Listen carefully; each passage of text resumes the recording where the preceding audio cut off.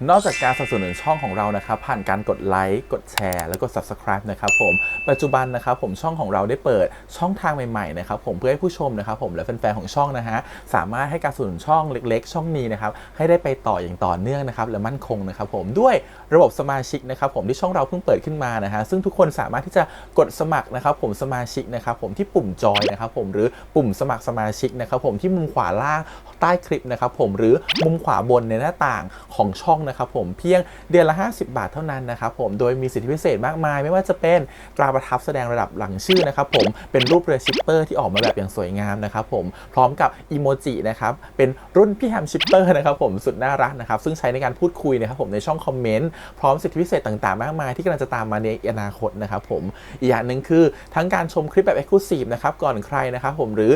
โอกาสที่จะได้ทำกิจกรรมต่างๆร่วมกันในอนาคตนะครับผมก็สำหรับสมาชิกเท่านั้นนะครับผมที่เก็บสิทธิ์นี้เอาไว้ให้กับทุกๆท่านนะครับแต่หากระบบสมาชิกยังไม่หนำใจนะครับผมเรายังมีช่องทางอื่นให้สนับสนุนกันนะครับผมไม่ว่าจะเป็นระบบซุปเปอร์แตงนะครับผมซึ่งหากผู้ชมเนี่ยเจอสัญลักษณ์นะครับรูปหัวใจนะครับผมที่มีดอลลาร์ไซน์นะครับผมหรือสัญลักษณ์รูปเงินดอลลาร์อยู่เนี่ยข้างใต้คลิปใดคลิปหนึ่งเนี่ยสามารถที่จะคลิกนะครับผมเพื่อโดเนทนะครับผมแทนคำขอบคุณนะฮะเพื่อเป็นการสนับสนุนช่องได้นะครับหรือจะเป็นการโดเนทนะครับผ่านบัญชีธนาคารนะครับผมซึ่งได้ใส่รายละเอียดเอาไว้แล้วนะครับข้างใต้คลิปนี้นะครับผมเอาไว้ที่คำบรรยายใต้คลิปนอกจากนั้นนะครับผมเรายังได้เปิด Line Open Chat นะครับซึ่งชื่อว่า ACS Channel Family นะครับผมก็เลยขอเชิญชาวช่องทุกคนนะครับผมเข้าร่วมห้องแชทได้โดยไม่มีค่าใช้จ่ายใดทั้งสิ้นนะครับผมเอาไว้พูดคุยแลกเปลี่ยนข่าวสารกันนะครับผมในครอบครัวของเราและผมได้จัดทำสติกเกอร์ลายรุ่น Lovely พี่แฮมนะครับชิปเปอร์นะครับเอาไว้เป็นสติกเกอร์ที่ใช้พูดคุยกันด้วยนะครับจะได้ใช้คุยกันในกลุ่มก็น่ารักดีนะครับผมหรือจะเอาไปใช้คุยกับเพื่อนๆส่วนตัวก็ได้นะครับไม่ติดอะไรเลยนะครับผมตั้งใจทำออกมามากๆนะฮะเพียงชุดละ35 บาทเท่านั้นนะครับผมใช้ได้ตลอดชีพนะครับผมก็หวังว่าทั้งหมดนี้นะครับผมจะเป็นเรื่องราวดีๆที่จะเกิดขึ้นกับช่องของเราและชาวช่องของเราทุกคนนะครับผมเพื่อมุ่งหน้าต่อไปสู่ปี 2023 ปีนี้และก้าวต่อไปด้วยกันอย่างมั่นคงนะครับผมอย่าลืมสนับสนุนกันนะครับขอบคุณครับ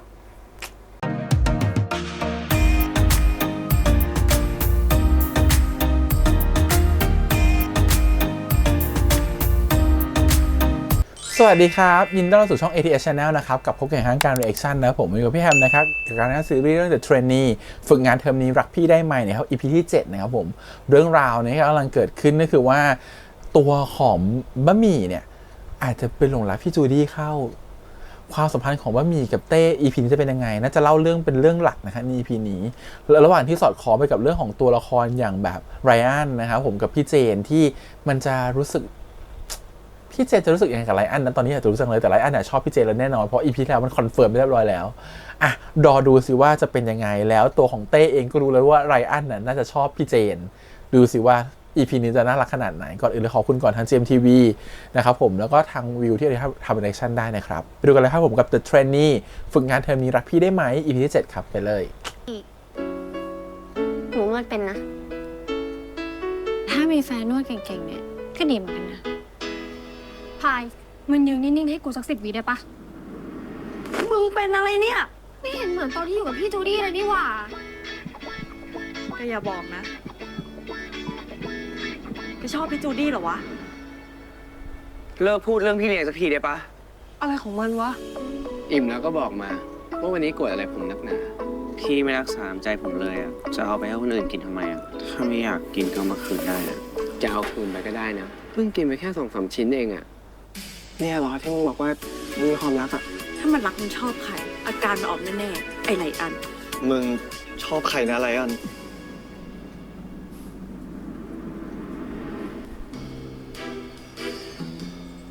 ไม่เคยคิดเลยอะว่าตอนที่เริ่มคิดถึงใครสักคนมันจะทำให้แต่ละวันพิเศษขึ้นขนาดนี้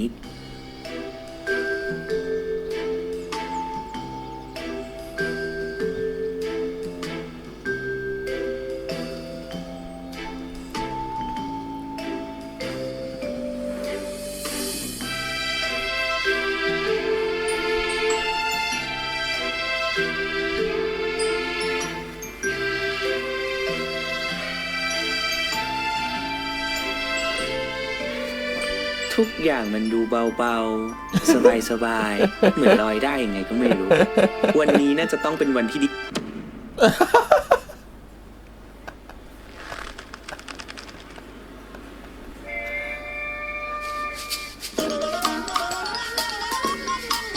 พี่อยากซื้อบราวนี่แล้วจ้ะผมบอกบราวนี่อร่อยกว่า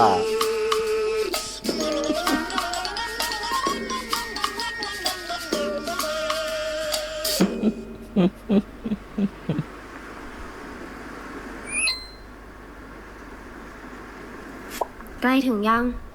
มาฟังฉันบ่นหน่อย เครียด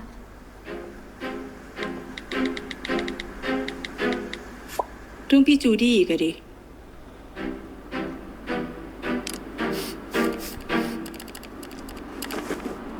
นี่ วิตามินได้กินบ้างไหม ได้ยินเสียงสูดน้ำมูกอีกแล้วนะ อุ้ย อ่ะ ต้องกินนะเต้ ใช้ร่างกายเยอะ ต้องบำรุงด้วย วันนี้อาทิตย์นี้เรื่อง เอาไปเลย EP นี้มันคือวันครบรอบด้วยนี่ถูกไหม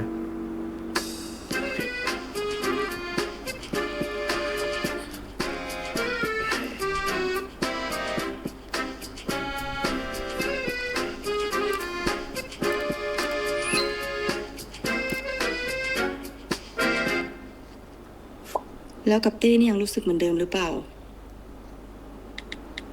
เหมือนเดิมไหมเหรอ ถ้าไม่สนใจอ่ะ เหมือนเดิมเลย เสาร์นี้จะวันครบรอบ ไม่รู้มันจำได้ไหมเนี่ย เขาจำได้ทุกอย่างเลยด้วยซ้ำอ่ะ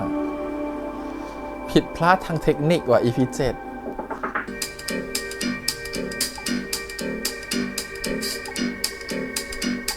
ต้องครัวตาน้อยเท่านั้น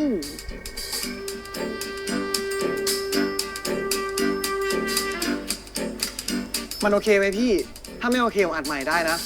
โอเคแล้วขอบใจมึงมาก แล้วถ้าจะเรียกใช้อะไรผมไม่ต้องเกรงใจนะพี่ ซื้อข้าวซื้อขนมยกของผมพร้อมพี่ ขอบใจมากไปทำงานต่อไป โอเคเอ้าไงมึง เอ้าเสร็จเปล่าวะ เสร็จแล้วพี่ แต่ยังไม่ได้เรนเดอร์อะเดี๋ยวลองเช็คดูก่อนไหมพี่ เดี๋ยวกูให้ต้นดู เฮ้ย ผมไม่ได้ลบไฟล์นะไอ้เบนซ์ ละเมยเดี๋ยวกูว่าจะขอตัวไปนอนหน่อยวะลากยาวมาตั้งแต่เมื่อวานแล้ว ยังไม่ได้เงียบเลย โอ้โหเหลืออีกเยอะเลยเหรอพี่ งานเร่งก็อย่างนี้แหละ ว่าแต่มึงจะช่วยกูปะล่ะ ถ้าช่วยก็มานอนออฟฟิศเสาร์อาทิตย์เนี้ย เดี๋ยวกูจะให้มึงหยุดจันทร์อังคารพุธแทนพฤหัสด้วยนะ โอเคไหม ผมช่วยปั่นเพลงในสุกร์นี้ได้ไหมพอดีเสาร์ติดธุระ โอ้ยมึงก็เดือดเกิน ไม่ไหวหรอก งานส่งทั้งวันจันทร์นุ่น เสาร์อาทิตย์ยังทัน พอดีเสาร์นี้วันครบรอบผมกับบะหมี่อะ แล้วแต่มึงเลย ถ้ามึงไหวอ่ะ นี่เขาเด็กฝึกงานนะจ๊ะ คบกับใครไม่คบคบกับคนห้องโพส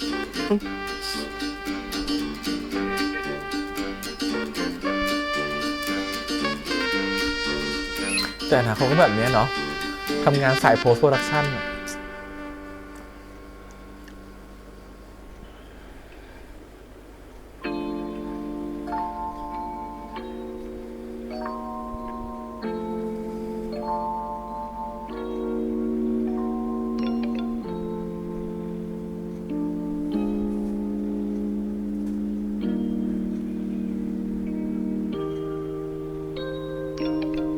5 วันเหรอ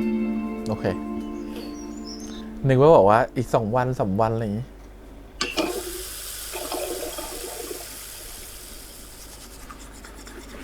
ถ้ามึงกลัวมันจำไม่ได้ มึงก็บอกไว้เลยดิ ว่าวันเสาร์เนี้ยวันครบรอบ ที่ผ่านมากูก็เตือนมันทุกปีป่ะ แต่เรื่องแบบนี้มันต้องเตือนกันด้วยเหรอวะ กูไม่ได้คบกับมันอยู่ฝ่ายเดียวนะ งั้นมึงก็พูดตรงๆไปเลย ว่ามึงไม่โอเค ที่มันจำวันครบรอบไม่ได้ แต่เอาจริงปะ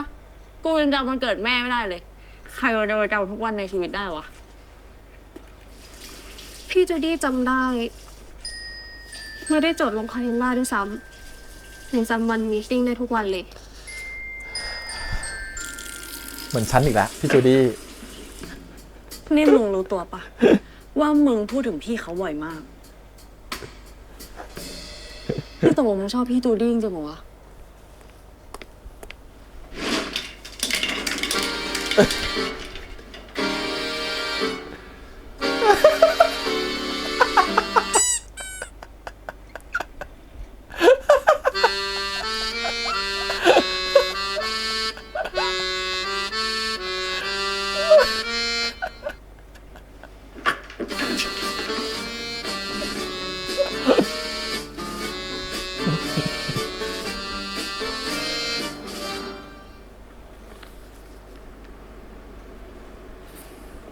โอเคครับ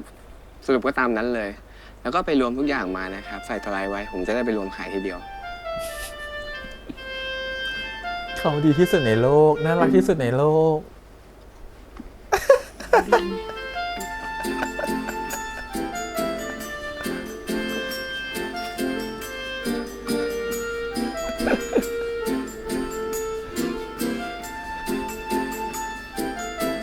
และนี่ก็คือความสวยงามและคุณค่าจากการใช้ชีวิตของ Joy Life Collagen Tripeptide ครับผม วันนี้ยังไม่ได้ยินเสียงคุณเจนเลยนะคะ นี่ตั้งใจว่าจะมาฟังคุณเจนพูดนะคะนี่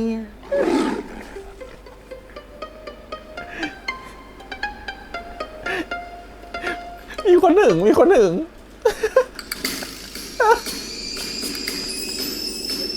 นี่ตั้งใจว่าจะมาฟังคุณเจนพูดนะคะนี่จะมาฟังคุณเจนพูดนะคะ ขอโทษนะครับคุณจอย ช่วยโฟกัสกับงานหน่อยได้ไหมครับ คนทั้งห้องเนี่ยเขาไม่ได้ว่างมานั่งฟังคุยจีบผู้ช่วยผู้กำกับนะครับ นี่ ของนี่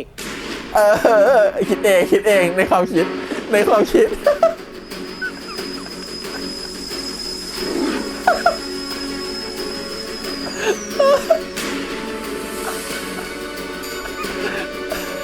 ไดอันไดอัน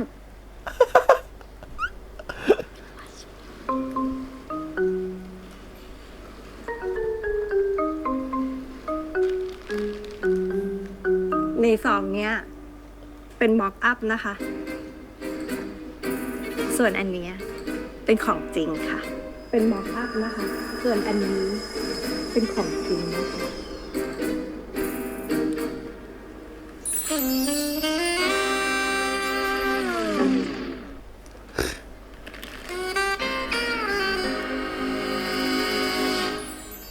หิวพอดีเลยหิวเชฟทำงาน เดี๋ยวไม่ได้ฟังเดี๋ยวหยิบของผิดเนี่ย มัวแต่หึงอยู่เนี่ย ฝากด้วยนะคะ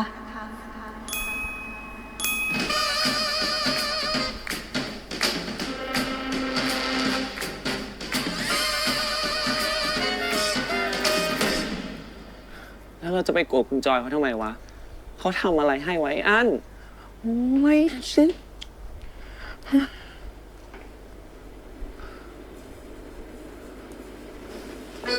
ฝุ่นเยอะมากเลยเนี่ย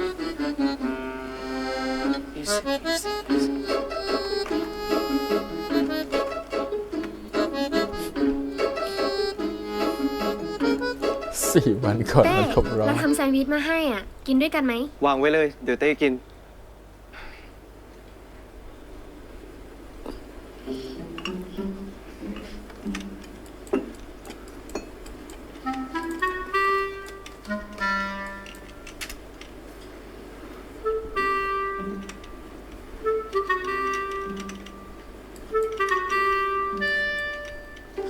เขาก็เล่นงานเพื่อจะได้ไป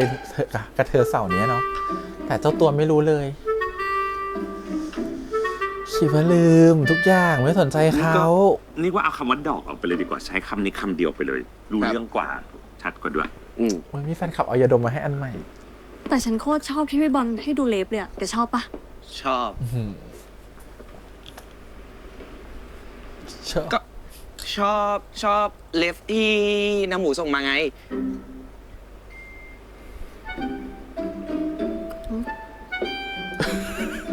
น้ำหมูให้ดูเล็บด้วยหรอปะไม่ใช่พี่บอลเนาะ 3 วันแล้วเว้ยอะ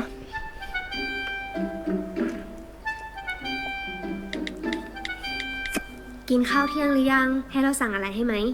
แซนด์วิชกินหรือยังเต้ เดี๋ยวกินครับ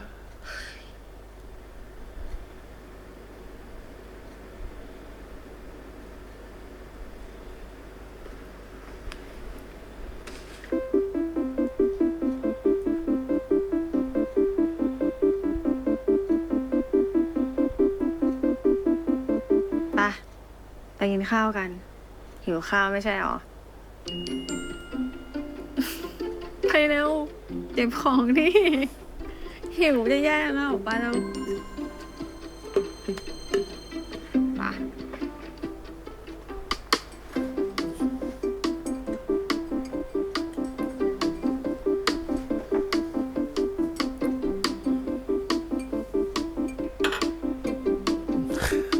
เหมือนร้อยมา เมื่อก อะไรอ่ะ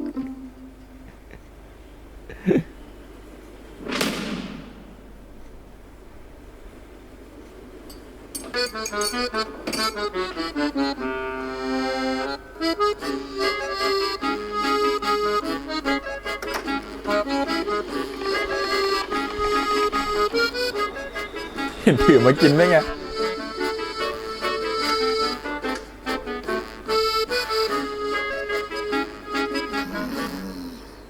เต้ เต้ เต้ วันเสาร์นี้มันมี เดี๋ยวเต้กิน วางไว้เลย ขอรีบทำงานก่อน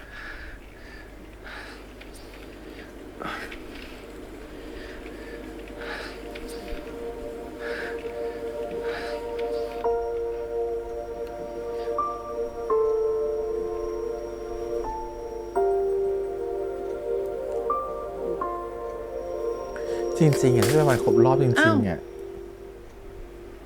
ทิ้งทำไมอ่ะ มันเสียแล้วอ่ะพี่ มันไม่มีคนกิน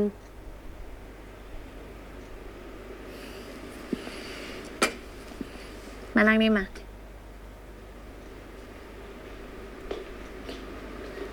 ออฟฟิศน่ารักจังเลย น้ำหมี่กินได้ไหมงั้นน้ำหมี่เอาอันไหน เอาอันนี้ ได้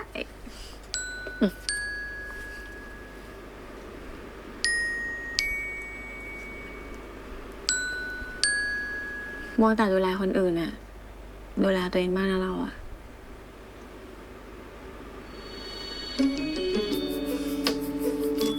เอ้า ลุย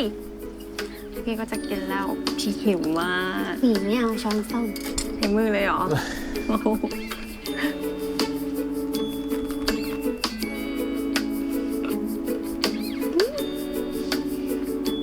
อร่อย ขอบคุณค่ะ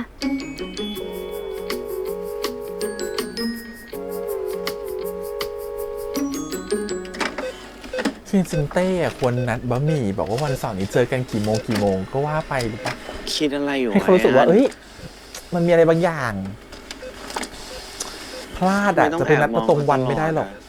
แล้วทำไมต้องโกรธเวลาที่เขาดูสนิทกับคนอื่น ก็เรื่องงานปะวะ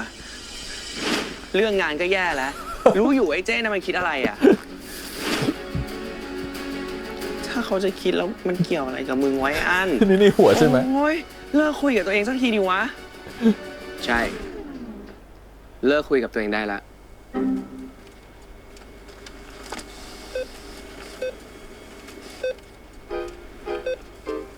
แล้วก็หยุดกดซีล็อกด้วย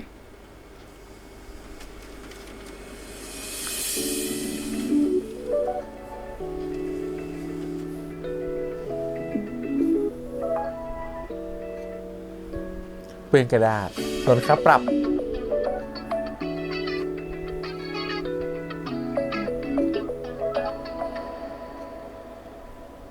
อุ๊ย ต้องฟังเสียงหัวใจเลยเหรอ คุณหมอ ให้มาซีล็อก2 แผ่น นี่รีมหนึ่งแล้วมั้ง ขอโทษครับ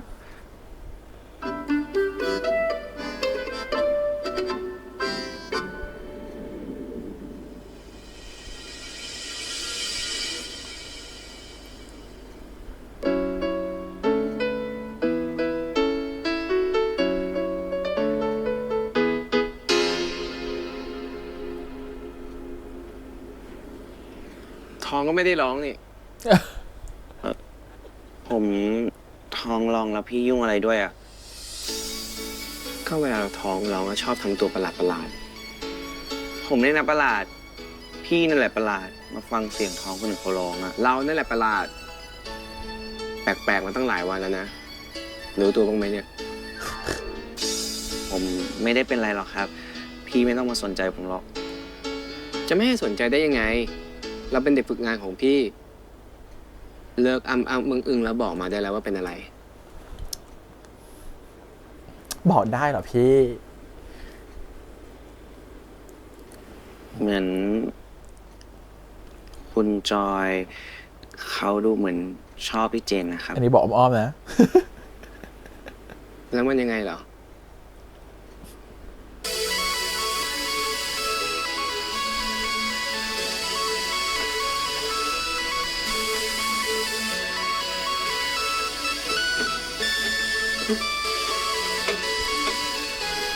เป็นบ้าปะเนี่ย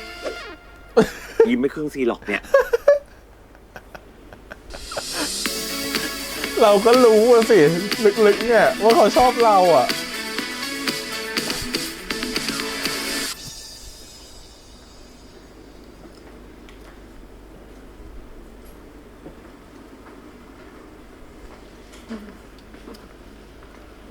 น้องโจ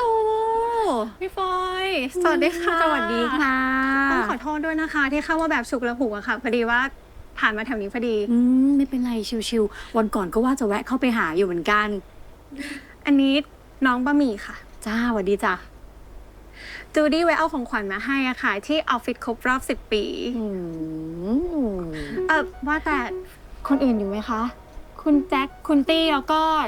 น้องมิ้น น้องอินเทอร์คนนั้นนะคะ โอ้ยกลับมาทำได้เกือบปี ตอนนี้ออกไปเรียนต่อละ เธอนี่ใส่ใจเก่ง เก็บรายละเอียดเก่งจริง ๆ เลยอะจะไม่ให้ลูกค้าติดได้ยังไงอะแบบเนี้ยเนาะช่วงเนี้ย ทีมพี่มีโปรเจกต์ใหม่ รีบไปไหนมะไปกินข้าวด้วยกันก่อน จองห้องไว้ มีคาราโอเกะด้วยนะ ไปเถอะนานๆเจอกันที เจ้านายพี่ก็ไปด้วย ลูกค้ารายใหญ่เลยนะ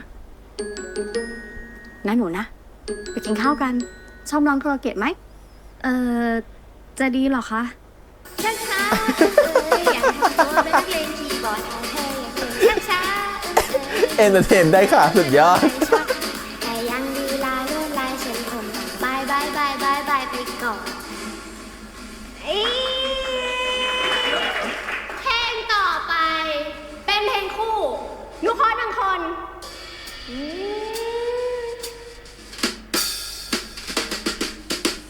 คุณพี่คะ ออกมาเลยค่ะร้องให้หนูหน่อยนะเอามาเร็วเอามาเร็ว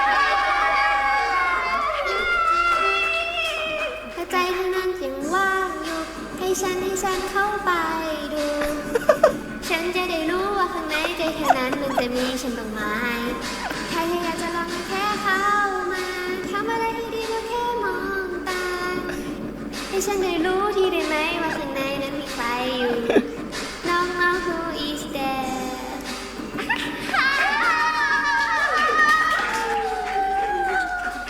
ขอบคุณจ้าพี่คนขอบคุณค่ะ เก่งมากเลย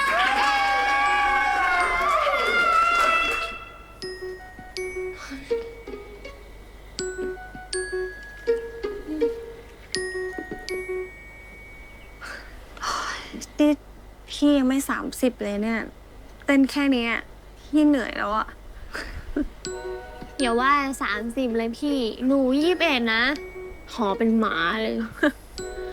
บะหมี่เต้นอย่างกับจัดคอนเสิร์ต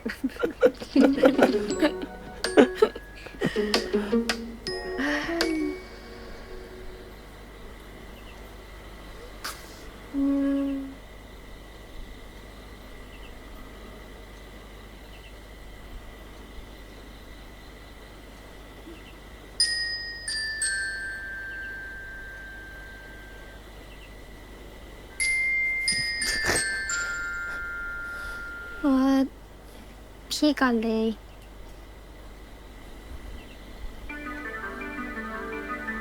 แก้วไหนก็เหมือนกันแหละ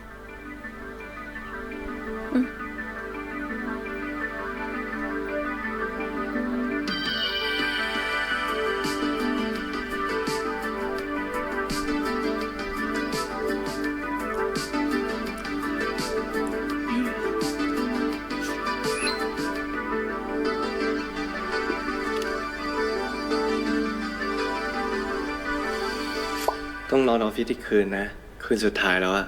พรุ่งนี้ส่งงาน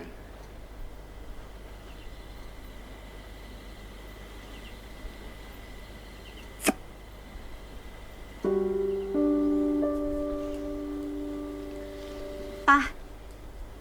เข้าไปข้างในกัน เดี๋ยวเพลงต่อไปเนี่ย พี่ขอเพลง2x2ลาตรีกันละกัน เกิดไม่ทันอ่ะ ไปแล้ว หาว่าพี่แก่มาแล้วหน่อย แต่เด็กเกิดไม่ทันจริงนะอายุ21อะ ปีเกิดเลยอะ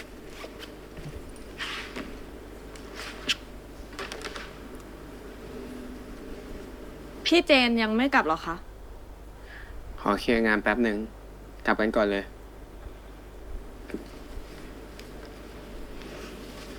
สวัสดีค่ะ หวัดดีหวัดดี พี่โจหาอะไรเหรอคะ ให้หนูช่วยหาไหม ไม่เป็นไร คือพี่หาเอกสารนิดหน่อย เฮ้ยเจนปางมันเก็บเอกสารเคลมบินไว้ที่ไหนวะ ผมก็ไม่รู้เหมือนกันนะครับ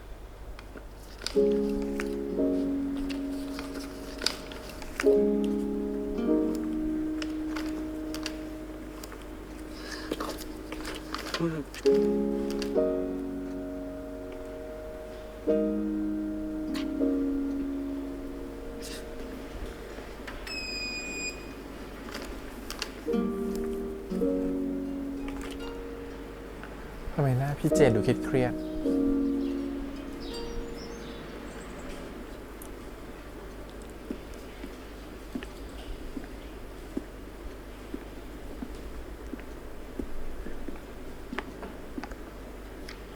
ไปขายพีโพกับพี่ใบหม่อน เดี๋ยวกลับมาบ่ายๆมีอะไรโทรมา มึง น้ำหมูให้กูมาเอาขวดแคปซูลคอลลาเจนนี่จะใช้ทำเทสอะ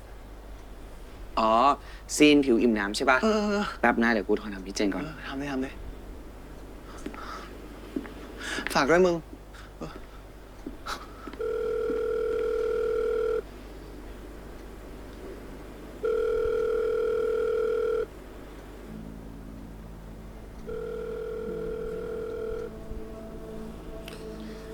ได้ยังอะมึง คือทีมเทคนิคเขาจ้างมาแพงอะถ้าเกินโอทีพี่ปางด่า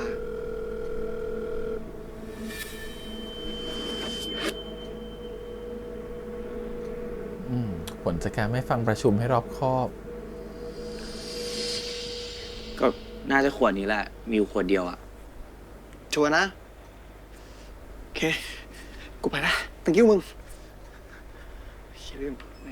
อีกแล้ว ชิบหายแล้วมันมีอีกขวดนึงอยู่ไหน ซ่อนอยู่ตรงไหน โอ้ย หนูนะ เขียนไปแล้วด้วยสำหรับทำเทส 7 ชั่วโมงก่อนวันครบรอบ เสร็จแล้วเพื่อน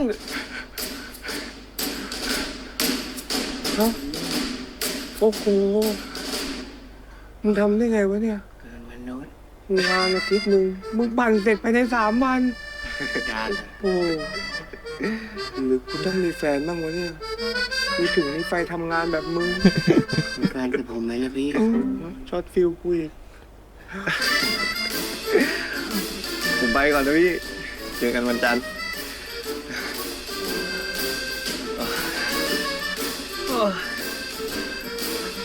เจอกันพี่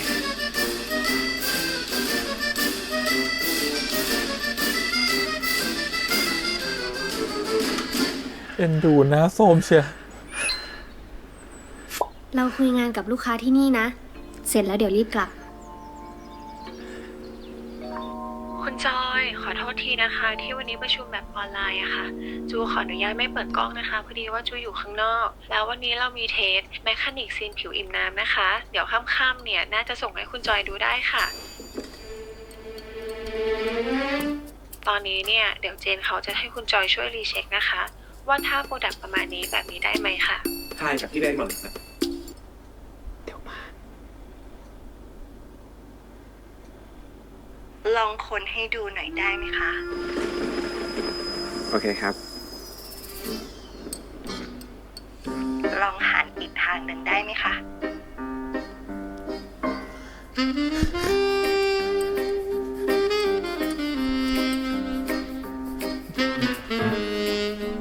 มุมนี้ดูดีอะคุณเจน แบบนี้ชอบไหมครับ ชอบตั้งแต่แรกแล้ว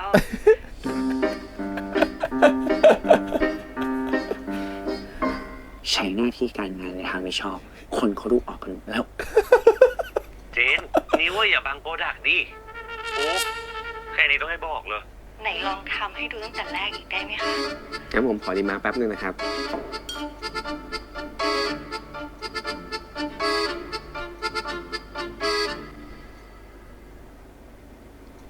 ไลอ้อน ไลอ้อน ไลอ้อน ไลอ้อน ครับพี่เจน คุยกับแม่ซื้ออยู่แล้วไง หยิบโพสต์อิทให้หน่อย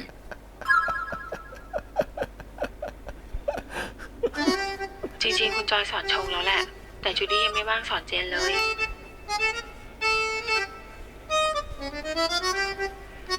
แบบเนี้ยจะต้องเทรนเองซะละ เจนจะได้ไม่เขิน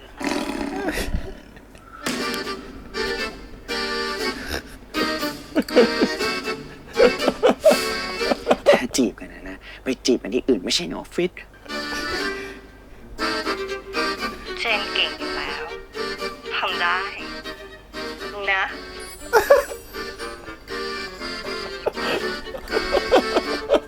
โอ้ยขำจะบ้า หัวร้อนอะไรของเขาวะ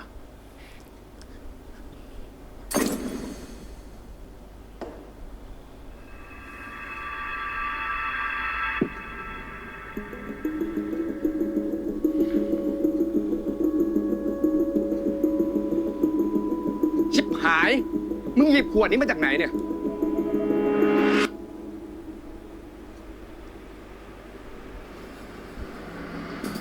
ห้องกำกับไงนะ หยิบมามึงไม่ดูเลยหรือไงฮะ อันเนี้ยมันไม่ใช่ขวดทำเทส ขอโทษครับนะ ผมไม่รู้ว่าขวดไหนอ่ะ มันอันตรายนะเว้ย ทีหลังอาจจะหยิบมาก็ดูดีๆ ไฟไหม้ออฟฟิศขึ้นมาเนี่ย กูไม่มีปัญญารับผิดชอบกันนะเว้ย ใครเป็นคนหยิบขวดที่หลังโต๊ะผมมาทำเทส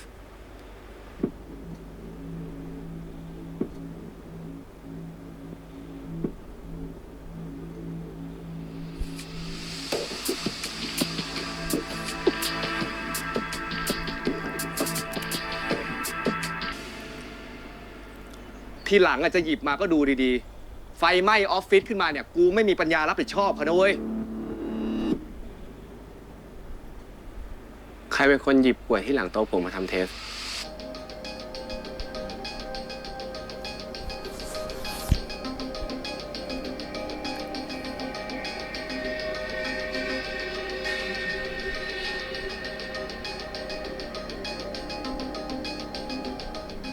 คุณไปรอผมที่ห้อง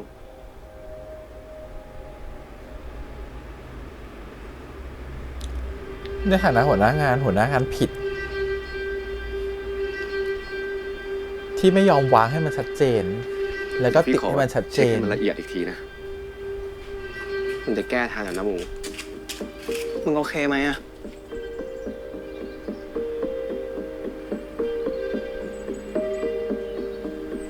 เราไม่น่าตัดสินใจอะไรเองแบบนั้นเลยอะ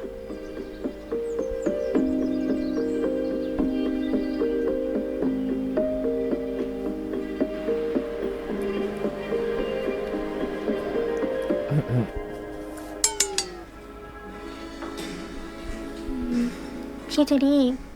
มี power bank ไหม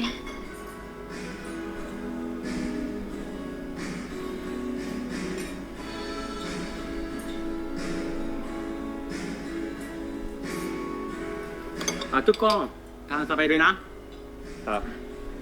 もしもしどうもお世話になりますどうもありがとうございます นี่ เห็นไหม มาร้องเพลงด้วยกันแค่คืนเดียวอ่ะเจ้านายพี่ติดอกติดใจวันนี้มีโปรเจกต์มาใหม่ให้ทำเลยเนี่ย ต้องขอบคุณเจ้านายพี่ปอยมากกว่าค่ะ ที่ใจดีให้โอกาสทีมของจูอีกครั้งหนึ่ง เอาจริงๆนะเจ้านายพี่อ่ะเวลาเขาจะเลือกคนมาทำงานมาร่วมงานนะเขาจะดูที่โง่เฮงก่อนเลย ถ้าเกิดโปรไฟล์มาใกล้เคียงกันเท่าๆกันนะเขาก็จะดูว่าคนไหนอะถูกชะตา สงสัยแม่หนูเนี่ยเต้นเก่งแน่ๆเลย แต่วันนี้พี่ไม่เต้นแล้วนะ พี่ปวดคอปวดหลังไปหมดเลยเนี่ย ไม่เอา อย่าไปเชื่อนะเต็มที่ไปเลย เอาให้สุดเหวี่ยงไปเลย เดี๋ยวพี่ปอยแบกกลับเองโห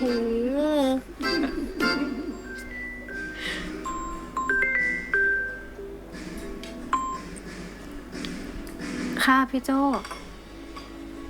ได้ค่ะแป๊บนึงนะคะ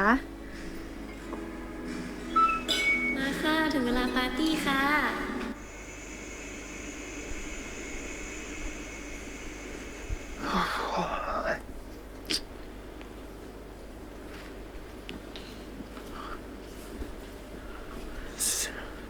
เชี่ย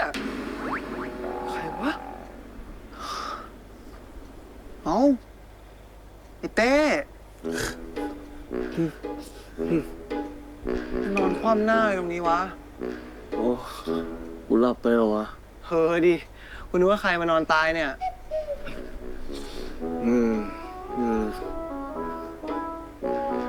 แล้วนี่มึงทำอะไรไม่กลับวะรอยบะหมี่เหรอ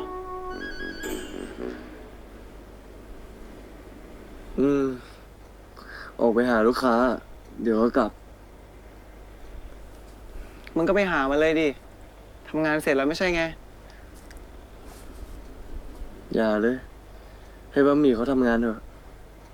ทำอะไรตอนนี้วะ ลูกค้าคงเลิกงานหมดแล้วเนี่ย ไปไหมกูแอนไปส่ง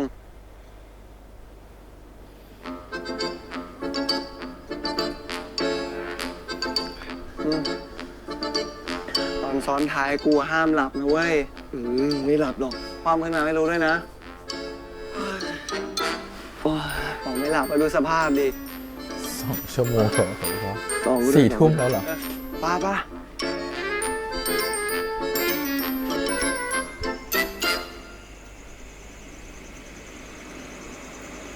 ค่ะ ไม่งั้นเดี๋ยวพรุ่งนี้จูรีบส่งให้นะคะพี่ ค่ะ ได้ค่ะนี่เมาแล้วเหรอ โห ก็ลูกค้าพี่อะมองหนูอีกแล้ว ไม่รู้เป็นอะไรชอบให้ร้องเพลง เอ้า ก็บะหมี่ร้องเพลงแล้วมันสนุกนี่ พี่ยังชอบเลย ชอบเลยเหรอ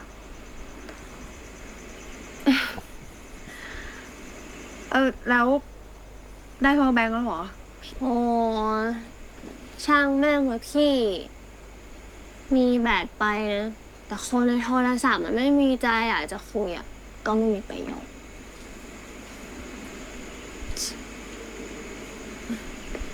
แล้วพี่ไม่มีแฟนจริงดิ จริงสิ ทำไมอ่ะ ก็พี่ทั้งสวย เก่งด้วยนิสัยก็ดี ผู้ชายเดินผ่านก็มองพี่ทั้งนั้นแหละ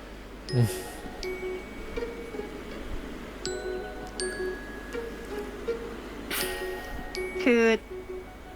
พี่ชอบผู้หญิง พี่ไม่ได้ชอบผู้ชายอะดิ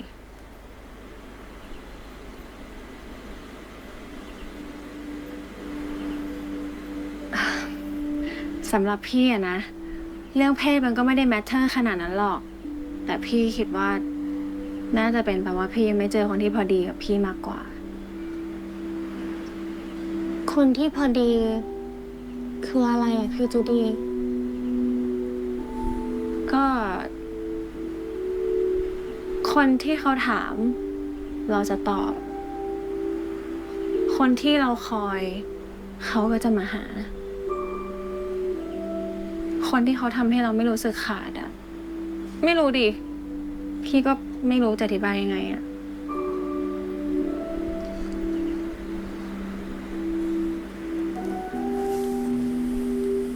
ถ้าหนูถาม เขาไม่ตอบ ถ้าหนูรอ เขาไม่มา แบบนี้เขาเรียกว่าไม่พอดีกันใช่ไหมพี่จูดี้ แค่การทำงานเองมันไม่เคยทำงานเลยไม่รู้ว่าตัวเองต้องเจอโลกทำงานแบบใด หนูคิดมาตลอดเลยนะว่าถึงว่าเขาจะไม่มีหนูอ่ะ เขาก็แฮปปี้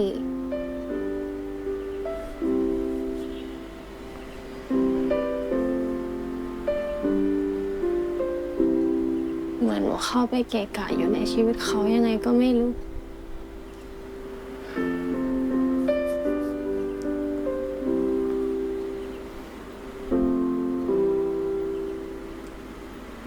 อย่าพูดว่ามันเกะกะสิ คนที่ได้รับความรักดีๆจากบะหมี่โคตรโชคดีเลยต่างหาก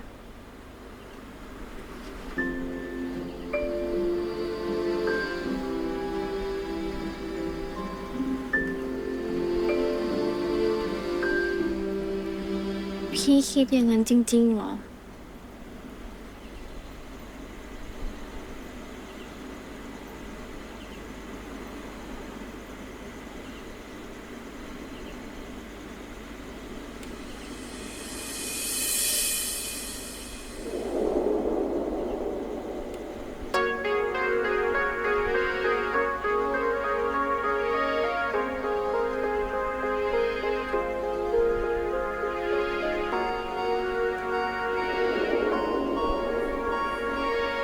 จุดเปลี่ยนของความรักแล้วล่ะฉันว่า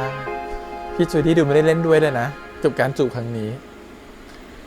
แต่เต้มาเห็นแน่นอนจ้ะ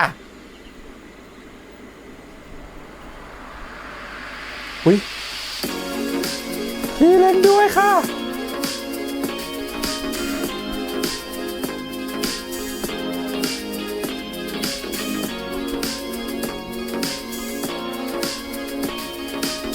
ตายสงสารพี่เต้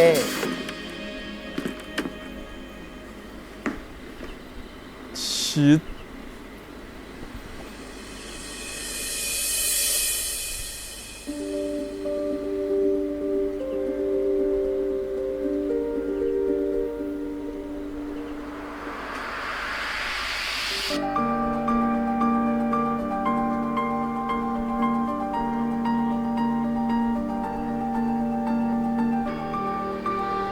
5 วินาที 4 วินาที 3 2 1 Happy 3 years anniversary นะ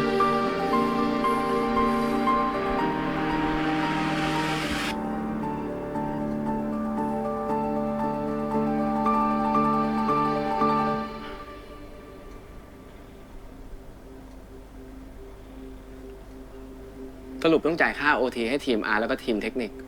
ให้เข้ามาทำเทสใหม่เสาร์อาทิตย์นี้ พี่ใบหมอนกับจูดี้ต้องเข้ามาดูแทนลูกค้าด้วย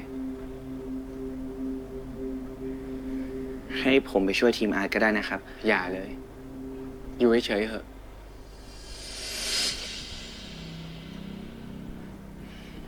แล้วเนี่ยทำไมไม่เช็คดีๆ ถ้ามีคนเป็นอะไรขึ้นมา คุณรับผิดชอบไหวเหรอ ผมขอโทษครับ ผมไม่ได้ตั้งใจ ขอโทษแล้วมันช่วยอะไรได้ไหมอ่ะ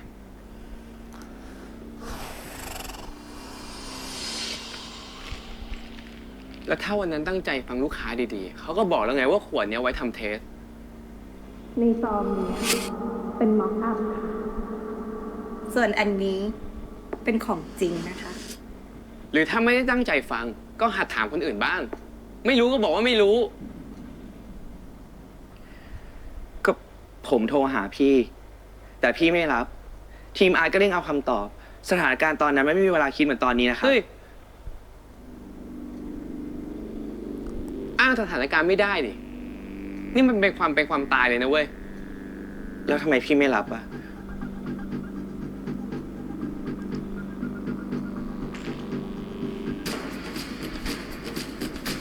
แล้วมีพี่ให้โทรหาคนเดียวเหรอ พี่รู้เรื่องนี้คนเดียวเหรอทำไมแค่นี้คิดไม่ได้วะ ทีหลังอะถ้าไม่ได้ตั้งใจทำงานก็อยู่บ้านเฉยๆเถอะอย่ามาให้เสียความรู้สึกไปวันๆแบบนี้เลย ไปไหนก็ไป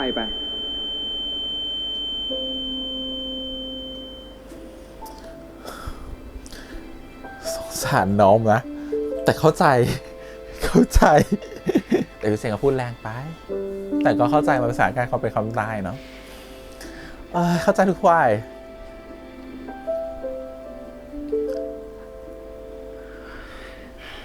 ที่หงุดหงิดเนี่ย เพราะว่าพี่เป็นห่วง แล้วก็ขอโทษด้วยที่พูดแรงๆเมื่อกี้ แค่อยากให้รู้สึกถึงผลเสียที่มันจะตามมา ถ้ามันมีคนได้รับบาดเจ็บ ตัวแกเองนั่นแหละจะเป็นต้นเหตุ โอเค วันหลังก็เช็คให้ดี ไม่ว่าใครจะเร่งหนี ผมไม่ไป ผมไม่ไปไหนทางนั้น ผมชอบงานนี้ ชอบที่นี่ ชอบพี่ แล้วก็ชอบพี่ด้วย จบนั่นแหละ ชัดแล้วพี่เขาจะได้รู้ว่าเป็นเพราะอะไร พี่เหมื่อรออยู่ 3-4 วันเนี่ย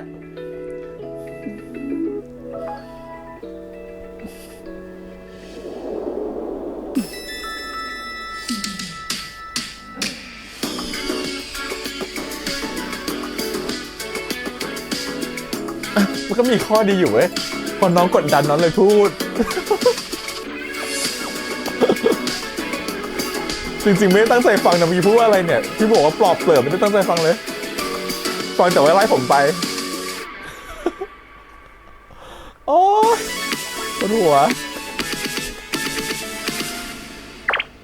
เพื่อนๆเรามีอะไรจะถามอะ จัดมาเลยเพื่อน พอดีเราได้ยินคนในกองพูดถึงช็อตแม็กอะไรสักอย่างอะเรางงว่ามันคืออะไร ต่างจากที่เราถ่ายตรงไหน แมคานิกปะ แมคานิกช็อตถ้าสรุปง่ายๆ ก็คือการถ่ายแบบใช้พวกอุปกรณ์พิเศษอะส่วนใหญ่ก็พวก MV ไม่ก็โฆษณา เหมือนตอนนั้นที่เราช่วยกันทำไพลอตอะ แล้วก็ยังต้องมีคิวและจังหวะที่เป๊ะๆด้วย วันนั้นถ่ายตั้งกี่เทคอะผัดๆอะ จริงหลายเทคมาก ทำไมกันไม่ถามพี่เจนเอาอะพี่เขาน่าจะรู้นะ หรือว่าถามพี่ใบหม่อนดีกว่านะ ทาย ถามจริง เรากับพี่หมดเนี่ยนะ เต้มึงเลิกนั่งอมทุกข์สักทีได้ไหมวะ กูรู้นะว่ามึงเสียใจมากอะเสาร์อาทิตย์ไม่ได้คุยกันเลยเหรอ มึงจะให้กูคุยอะไรวะ มึงก็เห็นเหมือนกูไม่ใช่หรอ ว่าไง สาวนักรัก จะมองมันเหมือนเดินยังไงวะเนี่ย เต้มันโคตรน่าสงสารเลยอะ ทำไมวันนี้ไม่สนใจงานเลยอะผมเนี่ยนะ พี่นั่นแหละเป็นอะไร วันนี้พี่ก็เหมือนแกล้งผมทั้งวันเลยอะ ไลอ้อนมาตรงนี้หน่อย ไลอ้อนตามนักแสดงดิไลอ้อน หรือเป็นเพราะผมบอกชอบพี่ไปแล้ว พี่จะใจร้ายกับผมยังไงก็ได้ เอาเว้ย น้องสู้แล้วเว้ย น้องกล้าแล้วเว้ย โอเค พี่ไม่พูดแล้วกันนะว่า EP มันเกิดอะไรขึ้นแบบไม่ได้พูดว่าต้อง EP นี้เกิดอะไรขึ้นนะเราพูดสรุปกันเลยดีกว่าว่ามันเกิดเป็นมันมี2ประเด็นหลักๆเอาเป็นก้อนไรอันกับก้อนของตัวเจนก่อนแล้วกันเนาะว่าไรอันหยิบตัวเทสผิดไปเพราะว่าเกิดจากความแบบหึงโมโหคุณจอยนะพูดจีบตัวพี่เจนอยู่นั่นแหละรู้สึกว่าหัวใจไม่อยู่ในตัวเลยมันแต่มองคุณจอยเป็นศัตรูหูมันเลยดับไปไม่รู้ว่าอันนี้คือม็อกอัพอันนี้คือตัวทำเทสอันนี้คือตัวของจริงไม่ได้ฟังเลยนะครับผมก็คือไม่ได้ฟังแต่ถามว่าความผิดครั้งนี้เนี่ยที่มันเกิดระเบิดขึ้นมาเนี่ยเพราะว่าตัวของไรอันหยิบอันผิดไปหยิบของจริงไปให้ไม่ได้หยิบตัวทำเทสไปให้เนี่ยมันมีใครเป็นคนผิดโอเคสิ่งที่พี่เจนสอนนะถูกนะพี่เจนพยายามจะว่าพยายามจะแบบดุพยายามจะแบบว่าทำเสียงดังอะไรอย่างเงี้ยตัวท้ายก็แบบทำเสียงปลอบใส่เนาะแล้วก็มีการแบบไล่ไปคุณถ้าคุณทำตัวแบบว่าทำงานแบบนี้ไปวันๆคุณออกไปดีกว่า มีความไล่ไปแล้วก็ค่อยบอกว่าโอเคเมื่อกี้ผมพูดแรงไปหน่อยผมขอโทษแต่แค่ผมอยากจะเตือนว่านี่คือความเสียหายที่มันจะเกิดขึ้นได้หลังจากนี้1 2 3 4อะไรเงี้ยซึ่งตอนนั้นไลอ้อนไม่ได้ฟังแล้วไลอ้อนหูดับตั้งแต่บอกไล่ไปแล้วผมไม่ไปผมจะอยู่เพราะผมชอบพี่เอาสิก็คือการที่เหมือนกับไปสร้างความกดดันให้ไรอันเนี่ยทำให้ไรอันแบบว่ากล้าพูดความรู้สึกของตัวเองออกมาก็เป็นข้อดีอย่างหนึ่งในความสัมพันธ์ของสองคนนี้เนาะแต่เราพูดถึงเชิงการทำงานก่อนละกันไม่เอาความสัมพันธ์เนาะเพราะตอนนี้กลายเป็นว่าพอเขาบอกผมชอบพี่เนี่ยพี่เจนมันก็แบบจับโต๊ะเหมือนกันก็คือแสดงว่ามันคือเรื่องที่มันเกิดขึ้นกับคน2คนโดยที่มันไม่ได้เป็นเรื่องของงานและมันเป็นเรื่องของความรู้สึกเข้ามาเกี่ยวข้องด้วยเพราะว่าเวลาเรามีความรักที่ทำงานหรือความรักกันระหว่างหัวหน้าลูกน้องอย่างเงี้ยมันจะทำงานลำบากถ้าสมมติว่าความรักนั้นมันเป็นวันที่ทะเลาะกันหรือมันเป็นเรื่องของการที่ต้องทะเลาะกันมันจะอยู่ทำงานกันไม่ได้เลยเอาแค่นี้นะเอาแค่เขาถึงบอกไม่อยากให้รักกันในออฟฟิศไงแบบแผนกเดียวกันทีมเดียวกันถ้าทีมเดียวกันรักกันเนี่ยโหปวดหัวเพราะอะไรไหมเวลาเป็นแฟนกันลาพร้อมกันนั้น1ประเด็นแล้วนะพอลาพร้อมกันหายพร้อมกันงานทำยังไงล่ะมันไม่มีใครรับผิดชอบแทนใครถูกป่ะหายพร้อมกัน2คนพร้อมกันเนี่ยสมมติว่าทีมนั้นมี4คนหายพร้อมกัน2คนแล้วก็หายไปครึ่งทีมมีปัญหานะอันนี้คือ1แล้วสาเหตุที่เขาไม่ค่อยอยากเป็นแฟนในทีมเดียวกัน2คือทะเลาะกันเป็นเรื่องอยู่ฝั่งใครอะงานทำยังไงงานจะถ้าทำเป็นทีมเดียวกันต้องช่วยงานกันจะแยกออกไหมว่านี่เรื่องงานนี่เรื่องส่วนตัวอันนี้ก็อีกเรื่องนึงเหมือนกันเพราะฉะนั้นเขาถึงไม่ค่อยอยากให้คนทำงานในทีเป็นแฟนกันในทีมเดียวกันอันนี้บางที่มันเป็นเหมือนกับแบบถึงมันจะไม่ได้ออกกฎแต่มันจะรู้กันว่าไม่ควรถ้าเป็นกันบางทีคนรอพิจารณาออกอยู่ที่ใหม่แต่ถ้าเป็นแฟนกันแบบต่างทีมอย่างเงี้ยยังพอได้เพราะว่าทำงานคนละสายทำงานคนละเรื่องเช่นสมมุติว่าอย่างตัวของบะหมี่เป็นแฟนกับเต้อย่างเงี้ยได้เพราะเต้ทำงานโพสต์เนาะบะหมี่ทำงานแบบว่าอยู่อีกฝั่งหนึ่งเนี่ยพอจะเป็นฝั่ง AR อย่างเงี้ย AE พอจะเป็นแฟนกันได้เพราะว่าด้วยความที่งานมันคนละแบบกันไม่ได้มีความเกี่ยวเนื่องกันไม่มี conflict of interest กันมันไม่ได้เกี่ยวอะไรกันเท่าไหร่เพราะฉะนั้นน่ะบางทีนอกจากเรื่องของการเป็นแฟนกันในทีมเดียวกันแล้วที่พี่แคมบอกไปมันมีเรื่องนึงคือ conflict of interest คือการที่สร้างผลประโยชน์ร่วมกันหมายความว่าถ้าคน2คนนี้เป็นแฟนกันเนี่ยมันจะมีผลประโยชน์ร่วมกันไม่ควรเป็นแฟนกันเช่นหัวหน้าทีมการเงินกับฝ่ายจัดซื้อสมมุตินะหรือหัวหน้าทีมการเงินกับฝ่ายแบบว่าฝ่ายขายอะไรเงี้ยซึ่งมันมีเรื่องเกี่ยวกับงบหรือก็เกี่ยวกับการเงินของบริษัทเพราะฉะนั้นมันอาจจะโกงได้หรือยักยอกได้เขาไม่ค่อยเป็นแฟนกันเท่าไหร่อันนี้ก็จะเป็นสิ่งที่มันมีเขาเรียกนะมันไม่ใช่ข้อบังคับของกฎที่อยู่ในบริษัทหรอกแต่มันจะเป็นสิ่งที่รู้กันเหมือนเป็นวัฒนธรรมองค์กรแต่ทีเนี้ยพอมันเกิดขึ้นเนี่ยระหว่างพี่เจนกับตัวของไรอันเนี่ยถ้าจริงๆให้อยู่ไรอันเนี่ยเขาถือเป็นเด็กฝึกงานไม่ทำงานเต็มสูบอยู่แล้วแต่ถ้าสมมติเป็นแบบพี่เจนกับพี่ใบมอนอย่างเงี้ยแย่เลยนะถ้าเกิดทะเลาะอะไรขึ้นมาวุ่นวายเลยแต่เนี้ยถือว่าขนาดเจนกับไรอันเนี่ยยังวุ่นวายเลยเพราะอะไรไหมเพราะว่าบางทีบางงานที่แบบเขาเรียกว่าต้องพึ่งพาไรอันในจังหวะที่พี่เจนไม่อยู่อะไรอันก็ทำโดยที่ตอนนี้ไม่มีสมาธิเลยเพราะโฟกัสอยู่เรื่องคุณจอยสำคัญมากคือตอนที่เขาที่ประชุมก็ไม่ได้ฟังไม่รู้เรื่องอันนี้ก็มีผลเหมือนกันนะว่าจริงๆการประชุมคือสิ่งสำคัญเหมือนกันนะถ้าคุณหลุดไปนิดนึงคุณหลุดเลยงั้นสรุปรายงานประชุมกับการบรีฟหลังประชุมคือสิ่งสำคัญอันนี้คือสิ่งที่อยากจะพูดเวลาเราเป็นหัวหน้างานหรือเราทำงานเนี่ยเวลาทำงานปุ๊บเนี่ยเวลาประชุมเสร็จเราต้องคุยกับลูกน้องทันทีว่าเมื่อกี้คุยอะไรกันเมื่อกี้สรุปว่าอะไรพูดเป็นบูลเลตชัดๆข้อสำคัญคืออะไรข้อบ่งชี้คืออะไรข้อดีข้อเสียของการประชุมนี้อะไรก็มันต้องสรุปอเจนดาของงานประชุมนี้ออกมาให้ได้ว่าคืออะไรบ้างเพื่อที่จะไปทำงานต่ออันนี้คือสิ่งสำคัญเลยนะเรียกว่ารีพอร์ตเพราะฉะนั้นเนี่ยไอ้มินิทตัวนี้ที่เป็นรายงานประชุมเนี่ยมันคือสิ่งที่กำลังสรุปว่าฉันต้องทำอะไรต่อฉันต้องทำอะไรกับลูกน้องต่อแผนต่อไปคืออะไรมันไม่ได้มันจะเป็นแบบคำพูดหรือจะเป็นอีเมลหรือจะเป็นอะไรมันต้องมีเพื่อจะเป็นการสรุปการประชุมครั้งนั้นอันนี้คือสิ่งสำคัญมากๆพอมันไม่มีเนี่ยสิ่งที่มันผิดคืออะไรมันกลับที่ตัวของพี่เจนนะว่าพี่เจนไม่ยอมสรุปหลังประชุมเลยพี่เจนจะไปโทษว่าน้องโทรหาคนอื่นก็ได้นี่ก็ไม่ได้อันนี้จริงๆความผิดมันต้องเป็นความผิดคนละครึ่งเหมือนกันเพราะในฐานะหัวหน้างานเรารู้อยู่แล้วว่าลูกน้องเราสไตล์แบบด่าตอนนี้รู้สึกว่าใจไม่อยู่กับเนื้อกับตัวดูแปลกๆไปเราต้องสรุปเราต้องคุยเราต้องบอกว่านี่คืออะไรอย่างน้อยๆไอ้กระปุก2กระปุกนี้ต้องติดสติกเกอร์ทั้งคู่ความรอบคอบมันต้องมีเหมือนกันในฐานะของพี่เจนนะว่าถุงนี้เทสก็จริงถุงนี้ของจริงก็ต้องติดว่าของจริงติดบนฝาก็ได้ว่าเป็นของจริงไม่ใช่ปล่อยไว้แบบนั้นคนจะได้ดูออกไงพอส่งให้ทีมพร็อพดูออกแล้วว่าเฮ้ยทีมอาร์ตเห็นแล้วนี่มันของจริงนี่ผิดเป้าไปเอาขวดใหม่มามันต้องรู้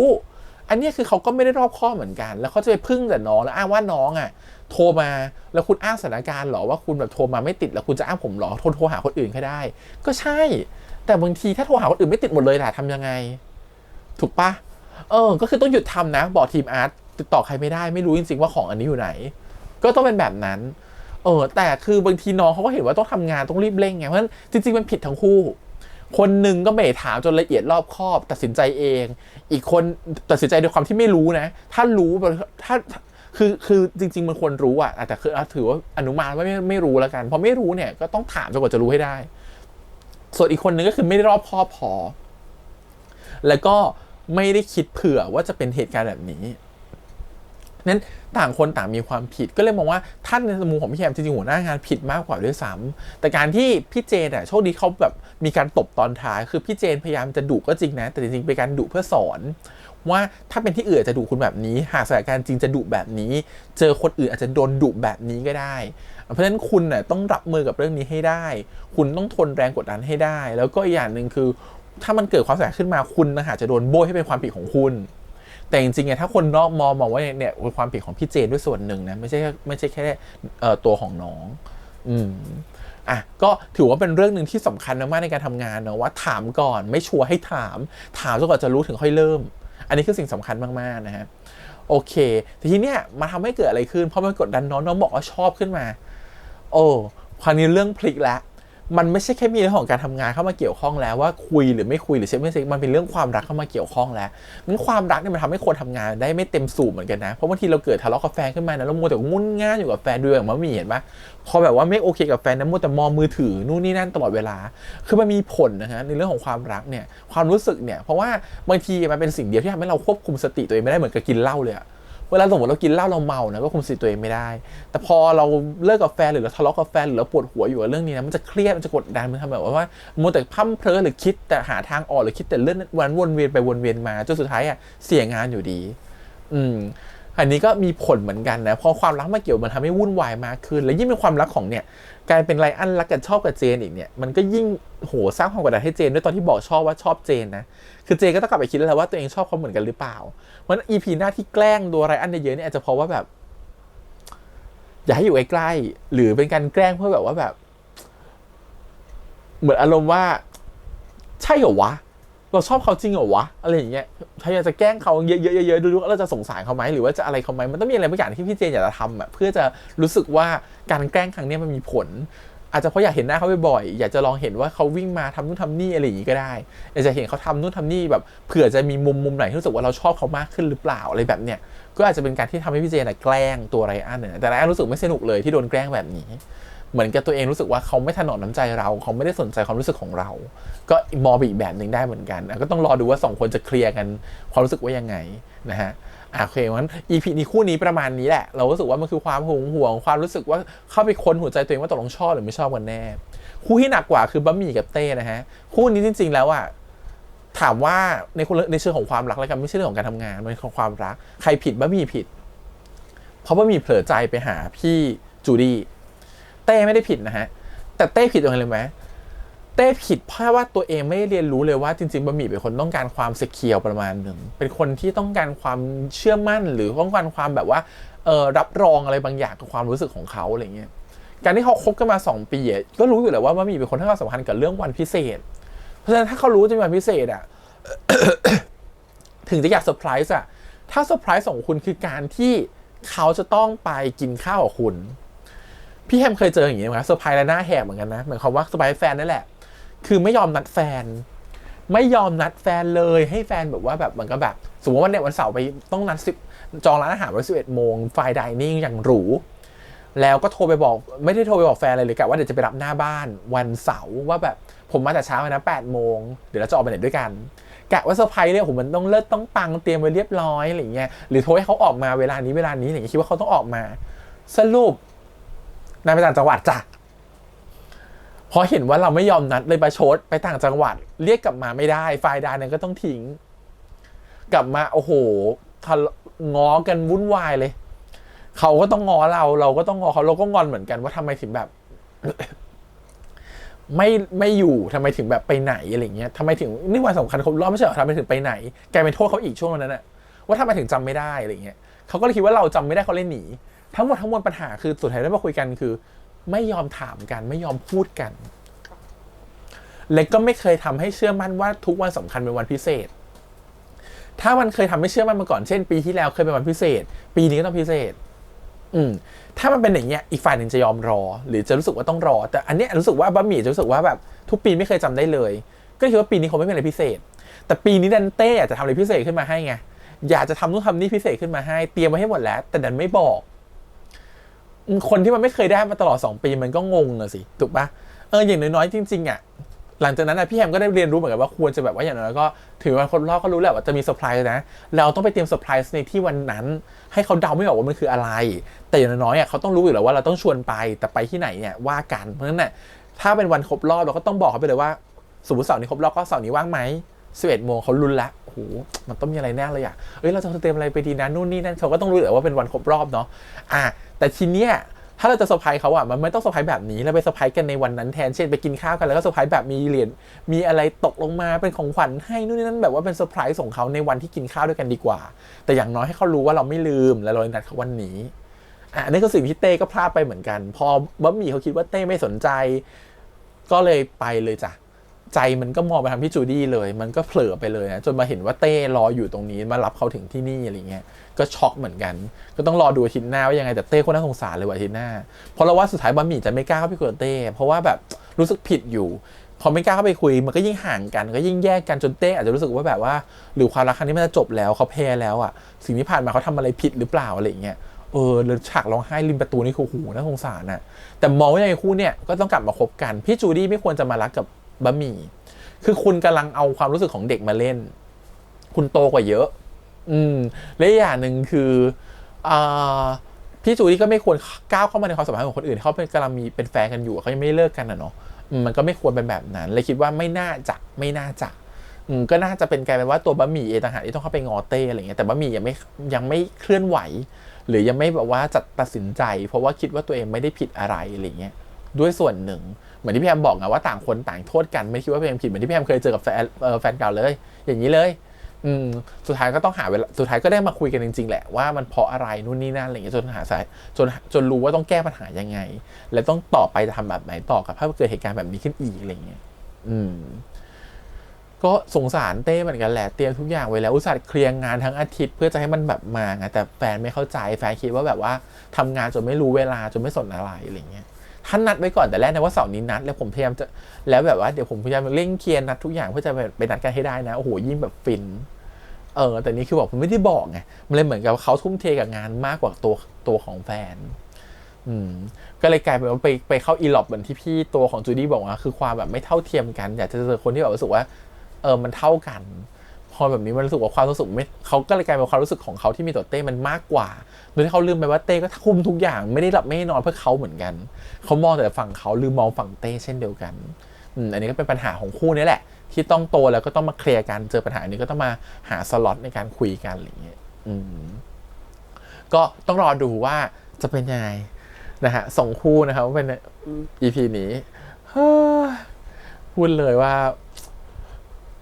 EP หน้าดราม่าชัวร์คิดว่า EP 8จะต้องรักกันแล้วนะเนี่ยจะสายภาพดีทวีสุขนี่แหละโรแมนติกช้าโอ้โหกว่าจะได้รักกันกว่าจะได้โอ้โหนานเหลือเกินเฮ้ย8แล้วนะ8จริงๆกับคนอื่นเขา8เขาเป็นแฟนกันหมดแล้วเนี่ยนี่8ยังไม่ได้เป็นแฟนเลยมันจะเป็นแฟนกัน EP 9 หรือ 10มึงเนี่ยสงสัยเนี่ยรอดูแล้วกันไม่ได้เขาจะทำตัวอย่างหลอกเซอร์ไพรส์กันจริงๆแต่ตัวอย่างที่น่าจะเป็นแฟนกันก็ได้ก็ไม่แน่รอดูครับผมก่อนอื่นเลยขอบคุณทุกคนก่อนที่จะติดตามกันด้วยฝากกดไลค์กดแชร์กด subscribe ติดตามทุกสื่อทาง YouTube Instagram Twitter แล้วก็ Facebook วันนี้พี่แฮมไปก่อนนะครับบ๊ายบาย